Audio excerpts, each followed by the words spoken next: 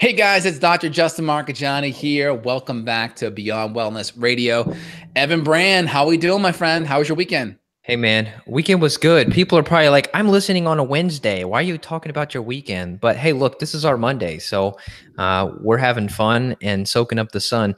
I've got a bunch of bites on my legs. Like my legs are itching. I need some recommendations for itch cream for my legs, like maybe some aloe or something. Dude, all you need for that, man, is you just need some like $1 rubbing alcohol to get at the drugstore.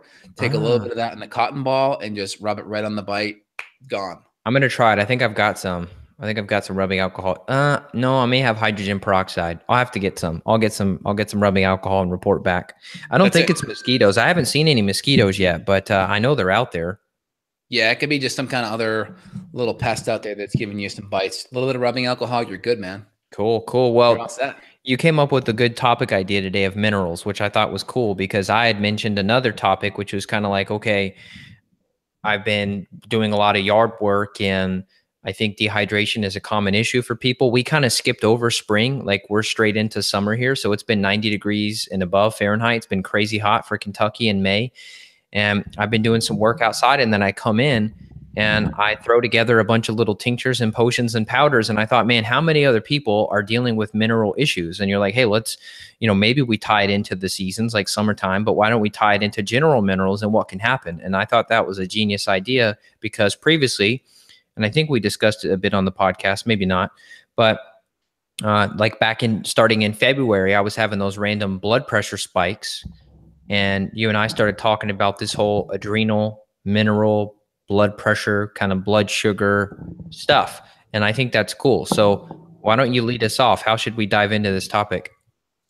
So I think minerals are really important, right? Because they help kind of your nervous system work, right? You need minerals to allow action potential and for that nervous system to work. So we need primarily, to keep it simple, we need sodium, we need potassium, we need magnesium, we need chloride, and we need I think I hit them all: sodium, potassium, magnesium, chloride, calcium. Those are your big five, right? And these help action potentials. They help your cell repolarize and depolarize, which is really important for any type of contraction. They help your muscles work. Sodium and potassium help kind of your cell communicate, so we can have the cells working and communicating properly. So we need healthy levels of minerals to function. Helps regulate blood pressure, mood, help regulate your nervous system function. Like, for instance, your adrenals need healthy levels of sodium and potassium for your nervous system to work. The more stressed you are, you actually pee out minerals, because the more stressed you are, you create inflammation and acidity, and your body has to use minerals to buffer a lot of that inflammation. So you'll dump a lot of potassium and such if you get stressed, or even sodium if you get stressed. So the more stress will actually buffer the acidity. But the problem is your nervous system and your cardiovascular system and your heart and your muscles and your cells need these minerals. So the more stressed you are, you can actually lose a lot of these minerals, and that can create problems for your muscles, for your body's ability to generate energy, for your cells to communicate, for your nervous system to do a good job. So it's important that, number one, we're getting adequate minerals in our body through our foods, that we're drinking water that actually supports minerals. So I like drinking my Topo Chico. Again, it's kind of this in thing. If you're down here in Texas, it's a great little mineral water. It's got a good kick. It gets you here. It gets you Where right do here they with the where do kick. they source it? Is that like a well or what is that? I don't know. It's in Monterrey, Mexico. I'm just a Oh, huge fan of the flavor and the taste. I know it's good quality mineral water from what I've seen online and such. I also have a whole house water filtration system with the reverse osmosis for the countertop, and I have a trace mineral support there. So I'll do a squirt or two in the morning and the afternoon with my water there. So I get extra minerals during the day, and then I also make sure we get enough. Potassium and magnesium are the big ones, right? Sodium I get from the sea salt. Potassium I get from some of my extra supplementation, as well as green veggies, avocado, some of my squash and sweet potato, and then some of my fish. So I really try to get enough of those minerals in those foods. And we can talk more about that in a minute. But minerals are really important for the nervous system to buffer stress and inflammation, for your heart, for your muscles, and for your cells to communicate. That's called the sodium potassium pump. I would think that most people forget that the heart is a muscle, but if you do have, and many of you listening probably do, if you've had issues yourself with your heart or you've had issues in your family with heart issues, you're going to get probably some potassium IV, maybe some other type of minerals via IV. Like if you're at the emergency room and you thought you had a heart attack, or you've got like atrial fibrillation, or you have arrhythmias of some sort, there's a lot of these heart issues that can be functionally treated. And our good friend, Dr. Jack Wolfson, the paleocardiologist, he talks a lot about that when you and I chat with him about minerals and how many people end up on these heart drugs, beta blockers and heart rhythm drugs and other problems. And it's really a mineral problem, or it's some type of a dietary problem. Like they have MSG which is causing AFib. You can, believe it or not, you can have a heart issue or a heart symptom from something like monosodium glutamate, MSG, which still does exist, even though a lot of products are going no MSG. It does still exist out there, and there's a lot of hidden names like maltodextrin that could actually be MSG. So got to get your minerals right, make sure the diet's dialed in, make sure you don't have anything affecting the heart. And don't forget, if you just drink a bunch of water, but as you mentioned, you don't have the dietary stuff, or you're a vegetarian or a vegan who's just doing a bunch of like spinach and kale and you're not getting your avocados. And I think, don't quote me on this, but I thought pumpkin was a good potassium source too. It is pumpkin and squash too. Yes. Is it? Okay. Okay. And then sweet potato, you mentioned that one. And then you mentioned fish. So those are all good. I'm drinking some electrolytes right now, and I added in some different tinctures too. I added some Shajandra tincture, some ashwagandha tincture. So I'm feeling really good. Cheers. Oh, you too, man. Absolutely. Now, just real quick with the sodium potassium pump is we have essentially sodium on the inside of the cell and then potassium on the outside of the cell. And then what happens is a gradient where they kind of switch. I think it's three of the potassium go in, 2 of the sodium go out. It could be reversed, but that's just how, number one, the cells work and communicate. And that's how action, potential, and the nervous system and all these things work. That's why there's conditions known as hyponatremia, which is hypo, low, natremia means minerals, or a lot of times can be sodium in particular.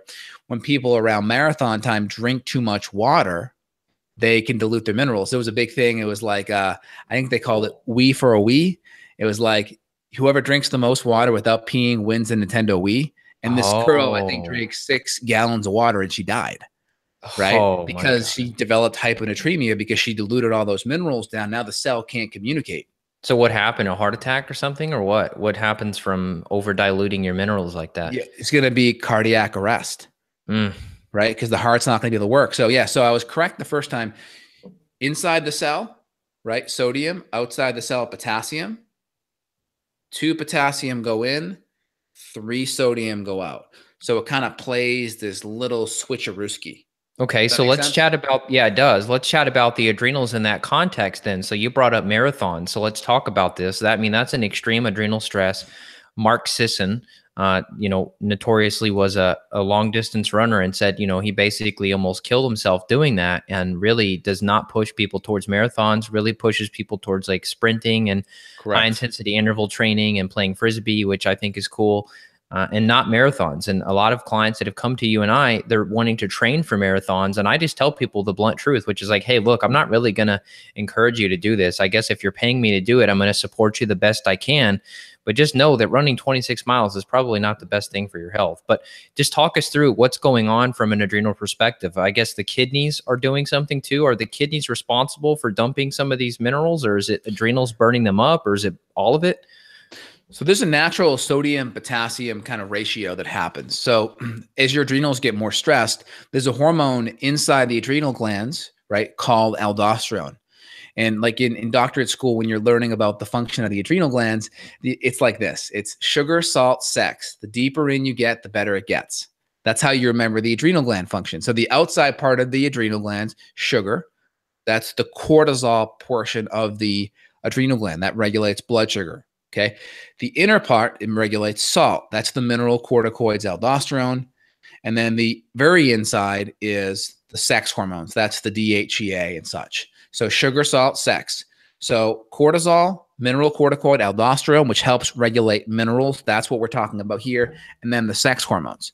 So the reason why it's important is because the more you whip the adrenal glands, the more stress that you're under, which long-term exercise is a stress. You're going to deplete the sex hormones, which make it harder for you to repair and recover and heal. And then number two, stress on the adrenals makes you pee out more of the minerals. So you'll pee out a lot of the sodium, and that's going to actually, that can cause potassium to go up. But over time, potassium can drop out too with chronic stress, because your kidneys and your body can use that to buffer a lot of inflammation. So you'll pee out a lot of that. Plus, a lot of people, they just aren't getting enough of it in their diet, right? Yep. You need 4,700 milligrams of potassium a day. So what does that mean?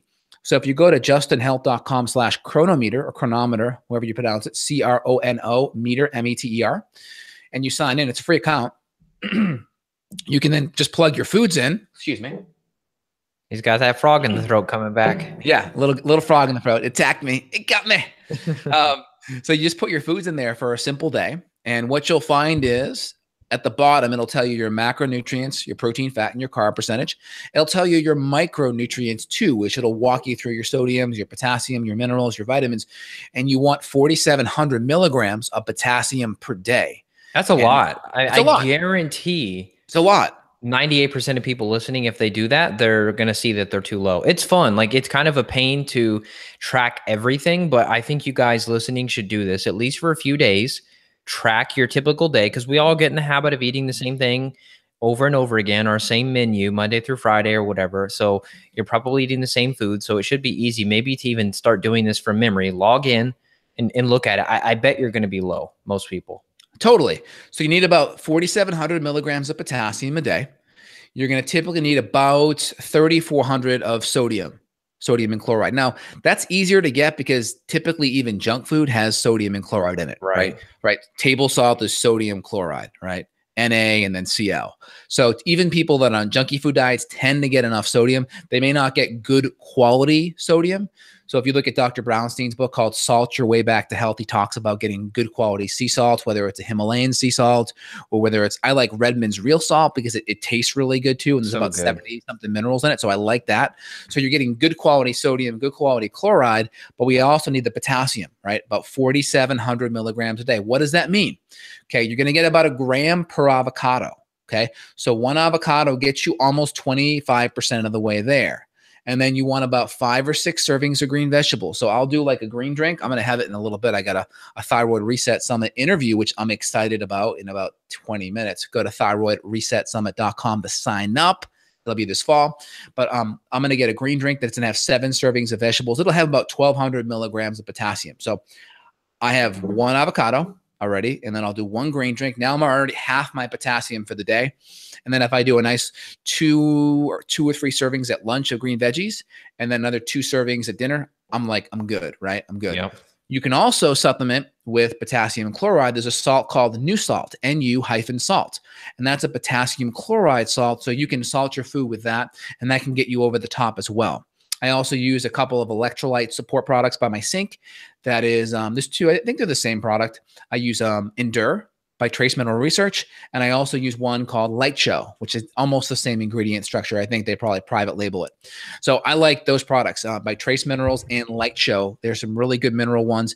I use the real salt in my water, and the potassium chloride Nu Salt doesn't taste as good. So I'll typically do that on my food. That's cool. I'm doing Ben Lynch's electrolytes. Pretty good. Yep, that's a good one. I've seen that. It doesn't have vitamin C. A couple other brands that you and I use. There's a couple professional brands that make electrolytes. Some of them have vitamin C in there, and because of my iron being way too high, vitamin C increases absorption of iron. It's the last thing I want to be supplementing, so I'm doing all electrolytes with no vitamin C added for right now until I get that under control. Yeah, and if it's a small amount, like a couple hundred milligrams, probably not. It's like 2,000. It's like almost 2 grams. That's a lot. 2 grams. Yeah. Okay, that makes sense. And then, so in the Trace Mineral Support product, there's magnesium, there's chloride, there's potassium, there's sodium, and there's calcium. Do you do this stuff on the weekends? Like, and sulfur. People probably hear you talking about being out on the boat and going skiing. I mean, you're doing some pretty intense physical stuff. Are you traveling and bringing that with you, or are you not really worried about it because you do it so much during the week that you're pretty stocked up on minerals? I mean, I bring my Topo Chicos out there. Okay. You know, I bring my Topo Chicos or my LaCroix out there. And again, on the boat, you're really only going to have an issue if you're sweating a lot and you're drinking alcohol. You drink a lot of alcohol, you're going to pee out a whole bunch of minerals. Why? Because alcohol inhibits your antidiuretic hormone. So it's like in school, I had to play these games to like remember these things, right? So antidiuretic hormone It's the anti-pee hormone, right? If a diuretic makes you pee and you're anti-peeing, so if you inhibit the anti-pee hormone, that means you pee. Does that Yeah, make well, sense? Right? I'm just visualizing it like a big barrel, and the barrel is the bladder, and then the cork at the Mhm. bottom of the barrel is the antidiuretic hormone, and then the alcohol pulls out the cork, and then there you go. Bingo. So you inhibit the anti-pee hormone, that means you pee. So if you drink alcohol, you inhibit the antidiuretic hormone, meaning you pee more and you lose more minerals. And then obviously alcohol tends to be more inflammatory in nature. So then you're going to buffer minerals as well. So my rule of thumb is if you're going to drink, the best thing to do is activated charcoal. Boom, boom, boom. Activated charcoal. And you do 1 mineral drink in between each alcoholic drink. Do that, you're pretty much golden. Now, if you want to get like fancy pants on it, you can also add in some sulfur amino acids, some vitamin C, some glutathione, some NAC afterwards. If you really want to do really good, or some milk thistle, those are all great alternatives afterwards to keep your minerals adequate. So going back, right, we talked about the 3,400 milligrams of sodium kind of chloride thing. Potassium's the harder one. That's the 4,700 milligrams. Magnesium's also pretty hard too, because you burn that up with stress, and the more sugar you eat, you burn it up too. That's about 1,000 milligrams a day. And then your calcium's about 1,200 milligrams a day. And then chloride tends to be connected with the sodium there. I know we've got a couple minutes, so let's talk about something I think I mentioned off air, but we haven't mentioned on air yet, which is blood pressure. And people may be listening to all this mineral talk, and then they're like, okay, well, how does this actually apply to my actual day-to-day life in terms of health? I talked about the heart function a bit in terms of like atrial fibrillation or atrial flutter, some of these other more functional heart issues that can lead to bigger issues down the road if you don't fix it. That could be affected by minerals. Also, blood pressure, though. So like back in February, I had a lot of stress going on. I was doing a bunch of interviews from my summits, running the clinic 4 days a week, doing podcasts, all sorts of crazy stuff, dealing with the baby, getting woke up during the night, not sleeping as well because of the baby and other things. And I believe that what you and I discussed was probably accurate. The adrenal stress was causing me to dump minerals. Me losing my minerals caused my blood pressure to go up. So why don't you just take that little bit of a tangent and go a bit further with it? Because I think this is important for people to understand. It's not a deficiency of blood pressure medication and why their blood pressure is a bit high. So a couple things. Inflammation, whether it's inflammation from your sympathetic nervous system going into overdrive, will create your sympathetic nervous system to respond with adrenaline. Adrenaline tends to cause constriction, okay? Think about why. Where do we want the blood flow to go from a prehistoric evolution kind of perspective? Where do we want the blood flow? We want the blood flow to go to the arms, the hands, and the feet to run, fight, and flee. Okay. Think about it if you're in your like backyard, like before you had like the little nozzle to put on your hose where you squeeze it and the water comes out. Let's say there's no nozzle on the end. There's just the water coming out. What do you do to reach the back part of your yard? Yeah. You take your thumb, you put it over the water hose. Why? What are you doing? You're cutting off the flow. And what happens to the water? You're increasing pressure, and that allows the water to go where? Further out. So think about it. If your body is primed to get the blood to the extremities, that's like you putting your thumb over the water hose to reach the outer part of your yard. So your body is doing that to get the blood to the outer parts of the extremities, right? So number one, the first thing we do is we decrease the root cause of the stress. That then takes away the adrenal stimulation, which then takes your thumb off the hose.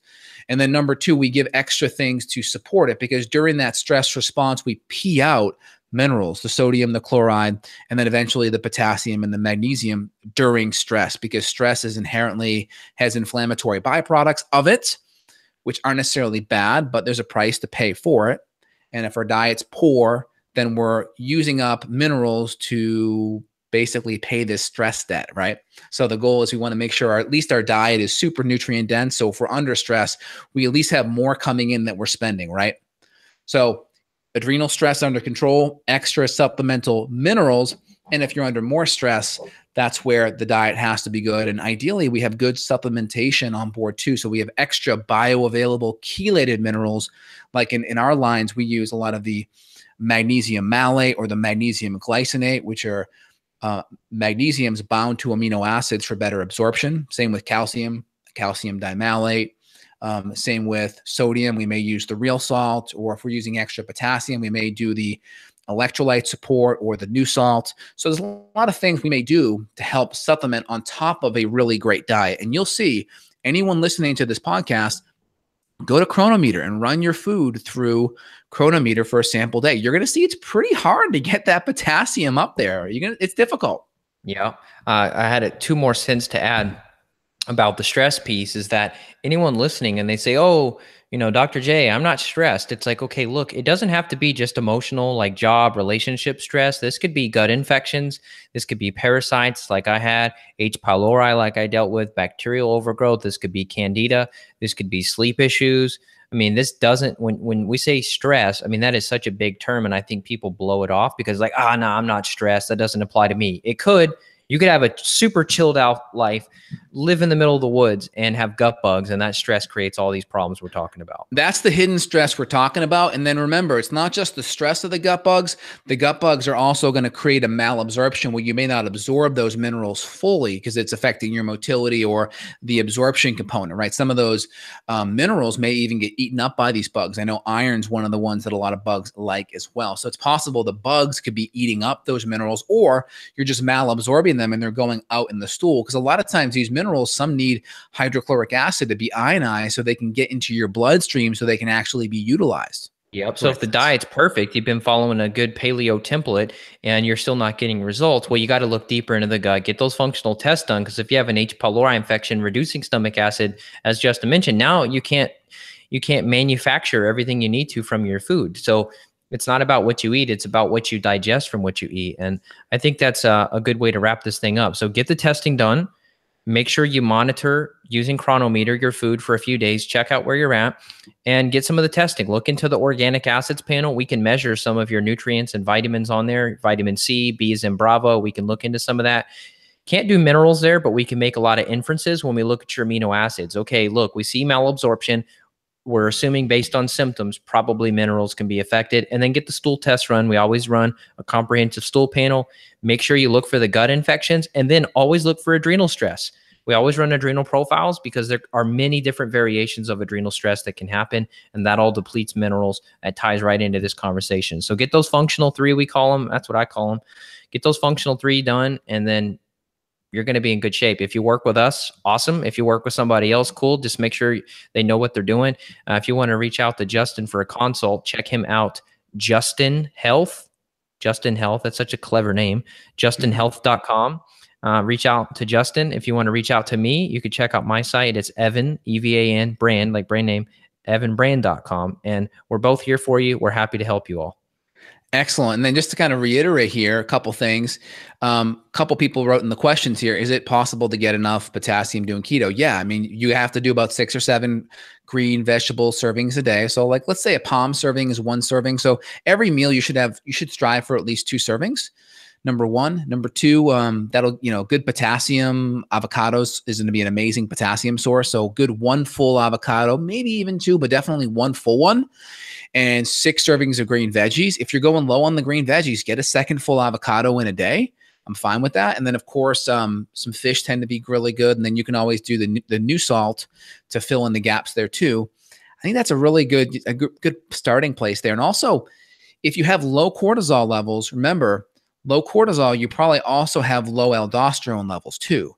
Now, one of the things we do when we see chronically low cortisol, we give licorice. We give sublingual licorice because licorice actually mimics the mineral corticoids and will help you hold on to those minerals longer. Now, the only contraindication is high blood pressure. So as long as your blood pressure isn't elevated, we would recommend some licorice with low cortisol levels. And again, we would have to run an adrenal test to know that, but that can be helpful because it mimics those mineral corticoids and helps you hold on to those minerals too. Yep. Well said. Your fish, don't forget about like salmon's a good one too. Another food. Yep. If you're on keto, you're probably going to be eating sweet some potato squash. Yep. Coconut water. I mean, that could be a good one, but post-workout, it's great.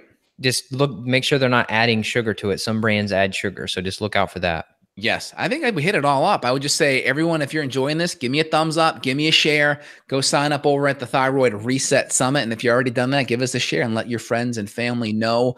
Lots of free, awesome information. If you enjoy it and you want to take the next step, with Evan or myself. Evan already gave you our contact info, and we appreciate you guys chiming in. Any last thoughts here, Evan? I don't think so. Just if you guys are out and about sweating your butt off in the summertime, which hopefully you're outside and getting sunshine, just keep up with this stuff. It makes a huge difference. And when I come back in, from doing yard work, I take my electrolytes, I take my adrenal support, and that keeps me strong and keeps me stable versus me passing out and my wife having to come rescue me. So love it. Excellent podcast today. I mean, this is very timely based on the time of year that we're in. So I appreciate it. Evan, phenomenal chatting, and we'll chat real soon. Take care. Take care. Bye.